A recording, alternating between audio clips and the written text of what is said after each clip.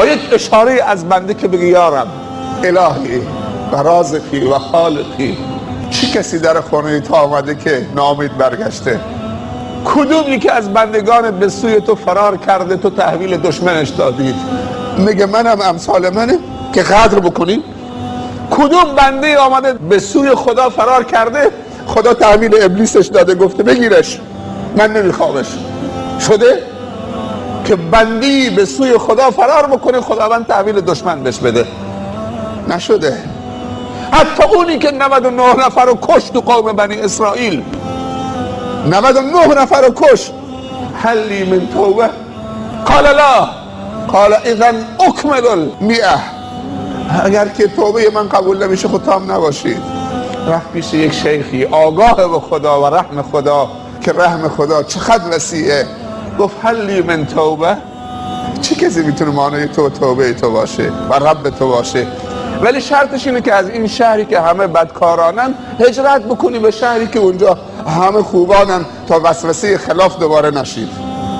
کافیه که فقط دلت هوای خدا بکنه، کار تمامه. اعمال شاق زیادی نمیخواد، فقط این مسیر دلت عوض بشه. الهی دلهای ما را از هر سو به سوی خودت باز بگردان، از این پراکندگی ما را نجات بده. واقعا دلمون پریشان و پراکنده است. کافیه که فقط دلت هوای خدا بکنه، بگی یا رب الهی. چقدر راحت این تعبیر الهی. میدونی معنی الهی یعنی چی؟ یعنی خدای من، معبود من، عزیز من. از این دیگه راحت تر تو میتونی باشید الهی؟ خیلی وقتا همسرت هم حوصله تو رو نداره، همون که بهش میگی عزیزم، خستم خوابم گرفته بغل گوشم میگی عزیزم، برو و حوصله‌ات ندارم، میپره تو حرفتو قطع میکنه.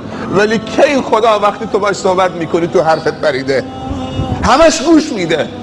خداوندی که صاحب عرشه، وسع کرسیه السماوات والارض، کی تو حرف بندش پریده، حرفشو قطع کرده، همش گوش میده. اگه 1000 ساعت بگید الهی الهی همش گوش میده، نمیپره تو حرفت. سرم درد میکنه، خوابم گرفته، لا تأخذه سنة ولا نوم. الان بد موقع است، بعد تماس بگیر. الان مشغولم، الان خستم. شده؟ نشده.